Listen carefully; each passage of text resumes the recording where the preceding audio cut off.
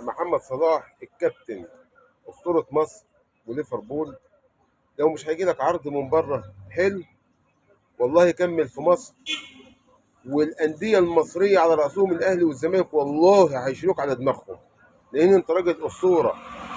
يعني مدرب الانتر اتكلم عليه بصوره حلوه، ومدرب ريال مدريد اتكلم عليه بصوره حلوه.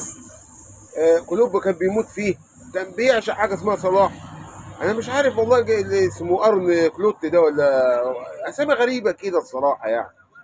اتامروا عليك في الكره الذهبيه قبل كده عشان ما تاخدهاش، والنموذج بيقعدوك لان اساسا الريال واقع وده واقع، ما فيش الا انت اللي ممكن لو عديت بريفر كنت هتاخد الكره الذهبيه. يلا يا عم احمد ربنا لم ترضى عنك، معلش حاجه معروفه يعني، عدو دينك عدوك، فالحمد لله. وانت هتفضل اسطوره وان شاء الله هتخلص كوره. انا عن نفسي هرسم لك تمثال على اليوتيوب عندي. اه والله يا محمد يا صلاح، انا اهلاوي سواء انت زملكاوي بقى زي ما يكون، انا هرسم لك تمثال على القناه بتاعتي. تحيا محمد صلاح وتحيا اسطوره مصر.